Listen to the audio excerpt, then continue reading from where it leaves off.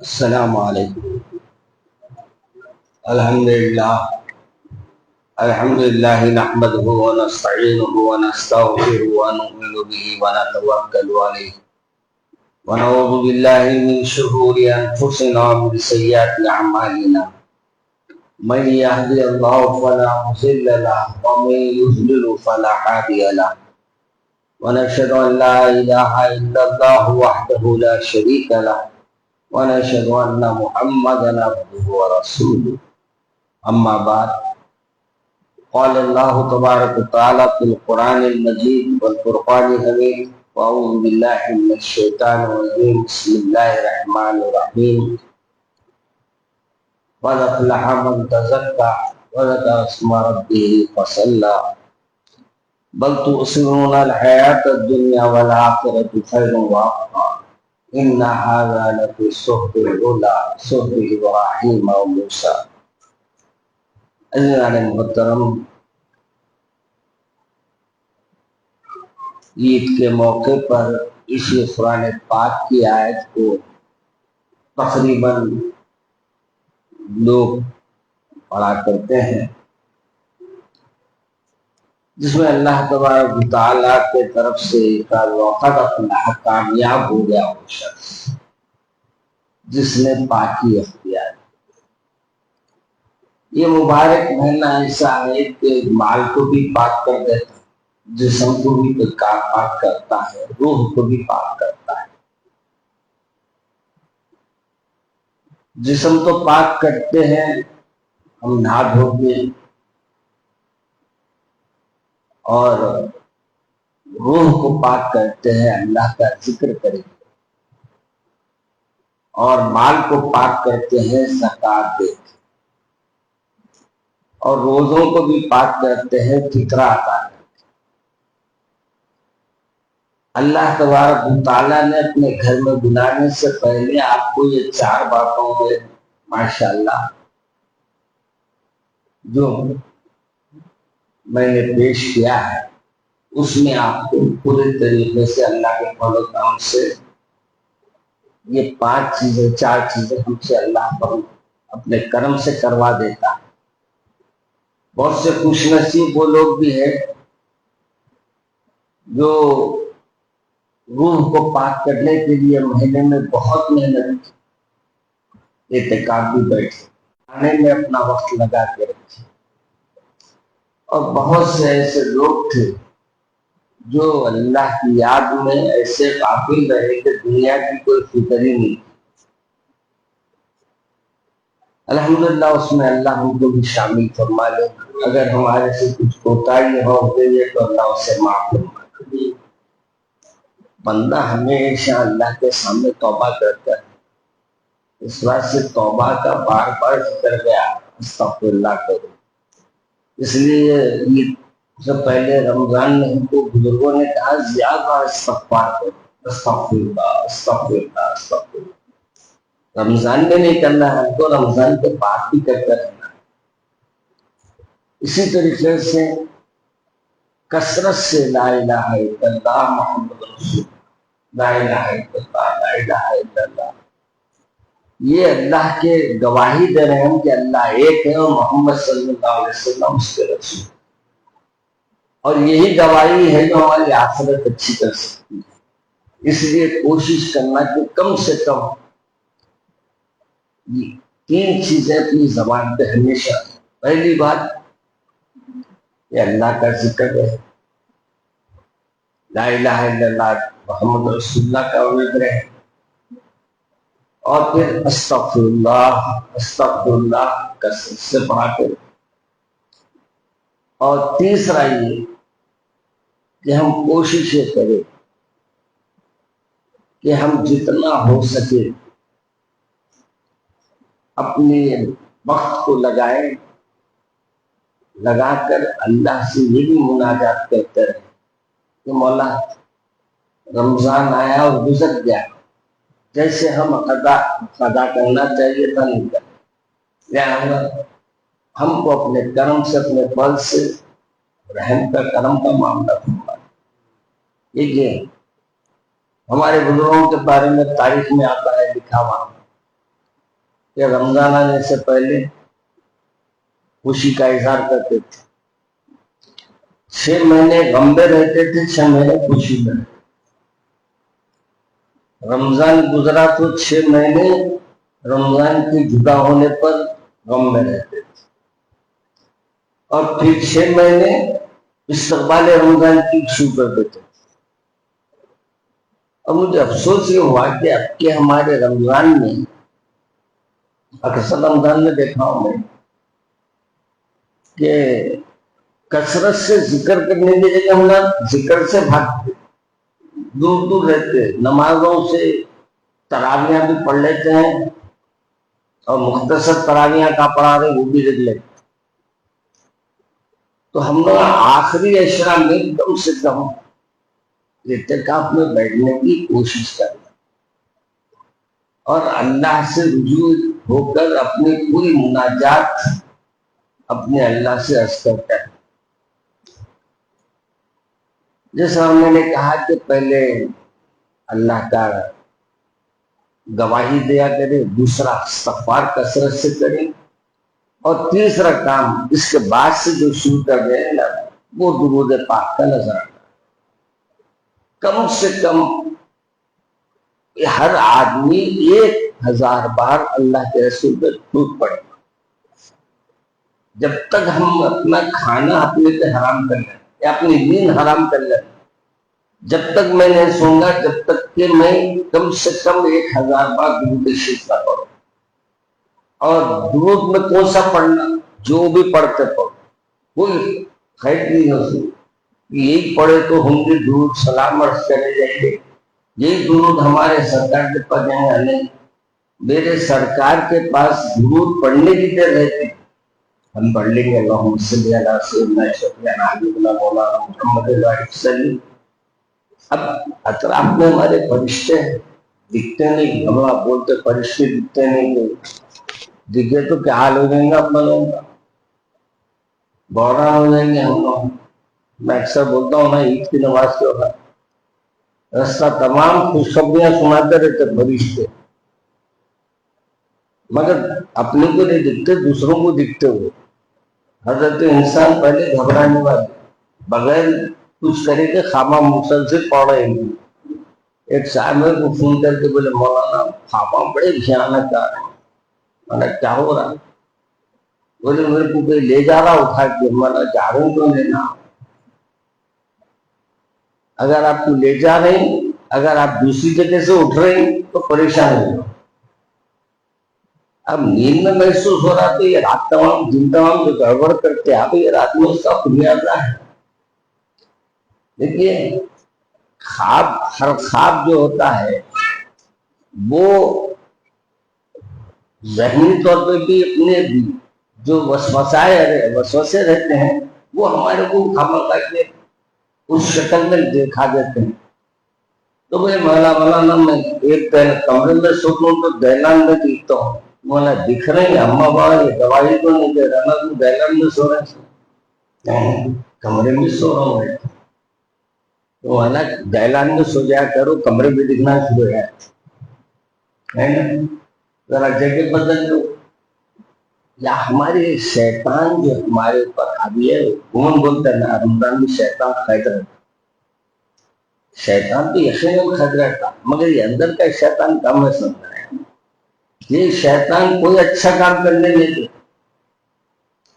ایک صاحب 100 روپے لے کے نکلے خیرات کرنے, پورا دن پھرے, شام میں یہ بولے میری بات کہ مولانا ویسا کوئی دکھے ہی نہیں وہی جس کو دینا چاہتا ہے نا. اچھا ہے آپ کو کوئی دکھے ہی نہیں. بولے ہر ایک کو دیکھ رہا ہوں. مسجد میں کئی مل جاتے بابا, مسجد کے دروازے تک بھی آئے گے, اپنی صفوں میں رہتے, خاموشی سے جیب میں پیسے ڈالے نکل گئے, معلوم بھی نہیں ہونا ہوگی. مگر ہم اگر غریب کو تلاش کرنے نکلیں گے تو بیچارے بعض لوگ ایسے بھی ہیں, میں دیکھ کے مجھے تعجب ہوا کہ جن کے پاس کھانے کو کھانا نہیں ہے، سحری کرنے کھانا نہیں ہے، افطار کے لیے کھانا نہیں ہے، مگر شرم کی وجہ سے، کسی کے سامنے ہاتھ پھیلانے کے خوف کی وجہ سے وہ بیچارے بھوکے رہے تو ایک نہیں، دو نہیں، تین دن تک سحری افطار نہیں کرے۔ یہ بھی ایسے بھی ہے کہ اللہ تبارک و تعالیٰ نے ایسے لوگوں کی وجہ سے شاید ہمارے اس رمضان میں جتنے ہم حرکتیں کرتے اللہ نے نظر انداز کر دے۔ اور دوسرا یہ کہ ہماری کوشش ہونا کہ یہ سب ہوتے رہیں گے اپنی جگہ، مگر یہ کوشش بھی رہنا کہ ہم اپنی زندگی کو بدلنے کی کوشش کرنا۔ یہ رمضان آیا، پرانے رمضان کے بعد ہمارے میں کیا تبدیلی آئی، اب یہ رمضان کے بعد ہمارے میں کیا تبدیلی آئی، ہمارے سے کیا چھوٹ گیا، کون سا گناہ ہم سے بتا دو۔ شکر کرنے کے لیے بہت سی چیزیں ہیں، مگر ہم شکر کرنے کے لیے تیار نہیں، ہر چیز میں الحمدللہ بولنے تیار نہیں، بسم اللہ بولتے کوئی چیز کھانے تیار۔ دوسری بات میں آج محسوس کر رہا ہوں، ہم کو اپنی اولادوں کی تربیت پہ بھی بڑا حصہ ہے۔ ہم اپنے بچوں کی تربیت نہیں کر پاتے۔ آج ہمارے بچے رمضان ہو یا غیر رمضان ہو، وہی ان کی ایکٹیویٹیز رہ گئے۔ بچپنے سے ان کو جس انداز سے رمضان کا احترام بتانا چاہیے، رمضان کے جس انداز سے ان کو پاک رہنے کا آداب زندگی کے ساتھ ساتھ قرآن پاک کو کیسے بھی ان کو سورہ فاتحہ کیوں نہ یاد ہو، بچوں کو بولنا بیٹے یہ سورہ فاتحہ کو 8-10 بار پڑھو، صبح میں 10 بار پڑھو، شام اپنی برکتیں لاتے ہیں۔ دعا ہے کہ اللہ ہم کو ایسے کئی رمضان دلائیں اور ہمارا خاتمہ بالخیر کرنا، اچھی عمر رکھنا۔ اللہ سرکار دو عالم صلی اللہ علیہ وسلم کے پاس ایک شخص آیا، صحابی رسول تھے، ان کو دعا ہو گیا ہے، نہیں عجیب و غریب حالت میں، سرکار نے فرمایا کیا حال بنا لیا تم نے؟ تو کہا یا رسول اللہ میں دعا کرتا تھا۔ کیا دعا کی ہے؟ تو دنیا میں ہی آخرت کا عذاب دینے کی دعا کرتا، دنیا ہی میں آخرت کا جو بھی مصیبت آنے والی ہے اللہ یہی علاج ہے، آخرت میری اچھی کر۔ اللہ کے رسول صلی اللہ علیہ وسلم نے فرمایا تم نے ایسی بات کی، اللہ سے یہ کہنا تھا کہ مولا دنیا بھی اچھی کر دے آخرت بھی اچھی کر دے، ربنا آتنا فی الدنیا حسنۃ وفی الآخرۃ حسنۃ وقنا عذاب النار۔ ہم لوگ دعا میں اچھی چیز مانگنا اللہ سے، کیوں ایسی چیز مانگتے؟ دنیا کے عذاب آخرت میں ملنے والے میرے کو دیکھ لی، اللہ چاہے تو ان کو عذاب ہی نہیں ہونے والا ہے، مگر مصیبت میں تو گر گئے۔ ہمارے پیارے رسول نے اس لیے فرمایا یہ دعا بھی پڑھتے ہو، ربنا آتنا فی الدنیا حسنۃ وفی الآخرۃ حسنۃ وقنا عذاب النار۔ تو ایسا بھی عمل نہیں کر لینا جو دنیا میں بھی پریشان کرتے آخرت میں بھی پریشان کرتے۔ اللہ سے اچھی امید رکھنا پہلی بات۔ ایک شخص مزار تھا اور اس سے پوچھا جاتا تو اتنے گناہ کرا دنیا میں، اللہ بخشنے والا ہے، میں گناہ کرتا ہوں مگر دوا نہیں بناتا، پرسنل گناہ ہے پرائیویٹ لمیٹڈ، مگر پرائیویٹ لمیٹڈ ہے بولتے اس کو جنرل نالج میں نہیں لانا، اور پھر دھڑلے سے بھی نہیں کرنا، معاف کرنے والا ہے نا اللہ نے۔ گناہ پہ تھوڑی ندامت بھی ہوتا ہے، ارے میرے سے آج یہ خطا ہو گئی،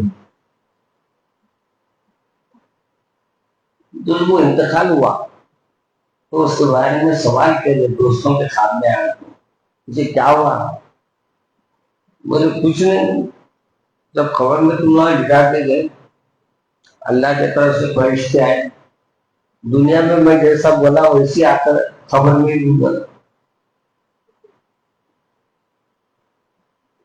بس اللہ تبارک و تعالیٰ نے فرمایا بندہ میرے سے چھینی کر کے آیا لہذا اس کو جنت کی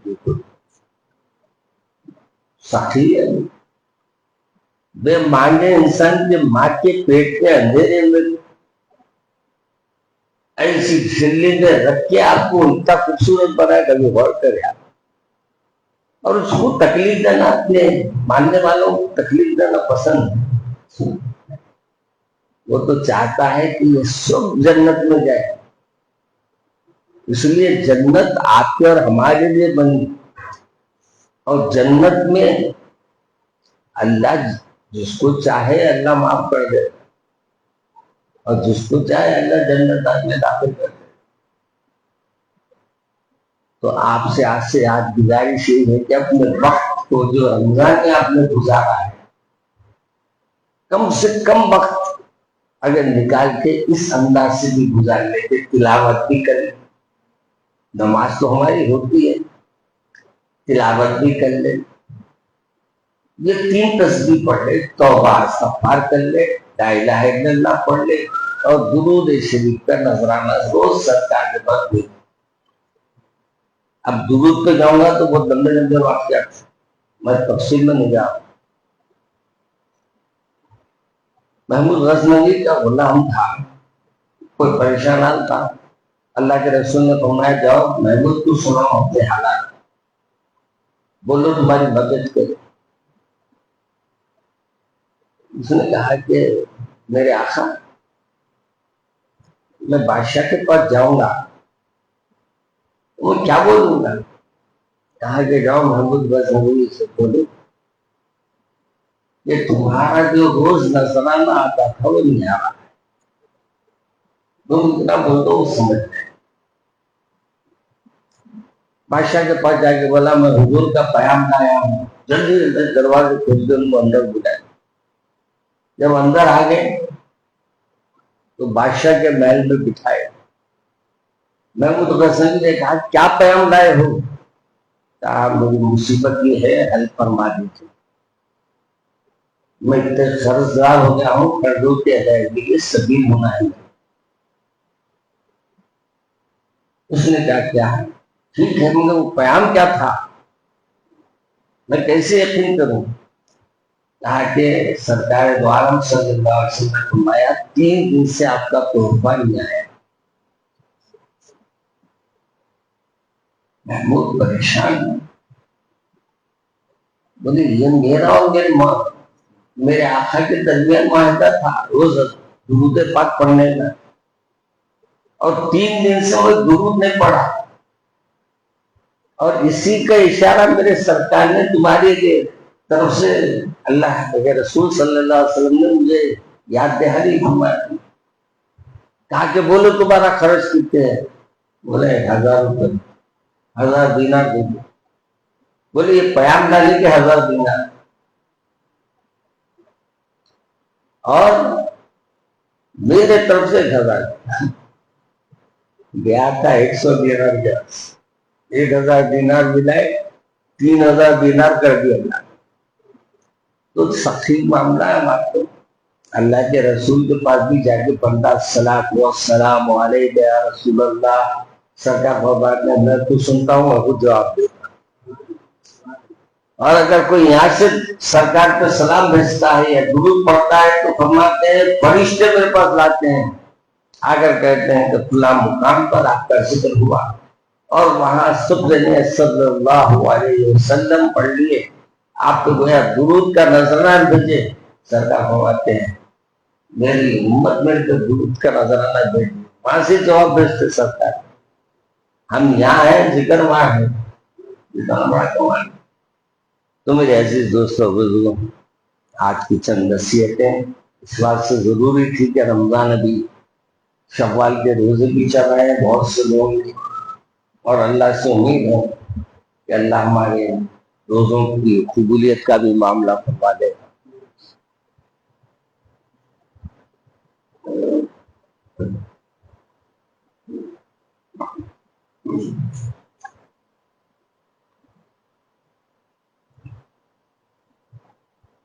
بھگوان نے مجھے بنا کے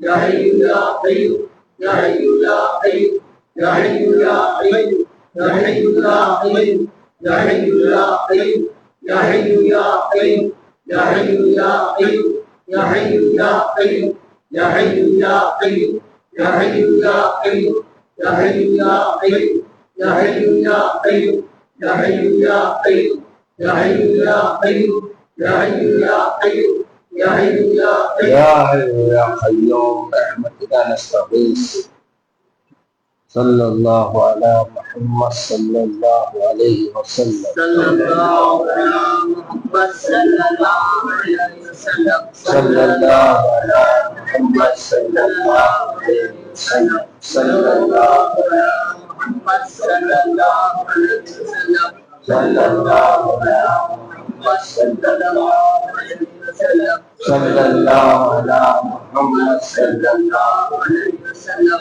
صلى الله على محمد صلى الله عليه وسلم صلى الله على محمد صلى الله عليه وسلم صلى الله على محمد صلى الله عليه وسلم صلى الله على محمد صلى الله عليه وسلم صلى الله على محمد. ربنا آتنا في الدنيا حسنة وفي الآخرة حسنة وقنا عذاب النار. آمين. اللهم إني ظلمت نفسي ظلما كثيرا ولا يغفر الذنوب إلا أنت لا إله إلا أنت سبحانك إني كنت من الظالمين. أستغفر الله الذي لا إله إلا هو الحي القيوم وأتوب إليك. اللهم إني أعوذ بك من جهد البلاء ودرك الشقاء وسوء القضاء وشماتة الأعداء. اللهم اجعلني في أهلي صغيرا والناس كبيرا. اے اللہ ہمارے گناہوں کو خطاؤں کو لغزشوں کو معاف فرما. ہمیں محبوب اور محبوب بندوں میں شامل فرما. جو بھی ہم سے کوتاہیاں گناہ سرزد میں سے معاف فرما. اے اللہ ہم کو پابندی کے ساتھ ذکر میں کرنے والا اور ذکر کی محفلوں میں آنے والا بنا. اے اللہ ہمارے تمام خطاؤں کو گناہوں کو لغزشوں کو معاف فرما. اے اللہ موجودہ حالات میں جو کچھ حالات چل رہے ہیں اے اللہ اس میں مسلمانوں کی مدد فرما. اے اللہ ہمارے لیے جو خیر کے راستے کھول دیے. اے اللہ شر کے راستوں سے ہماری حفاظت فرما.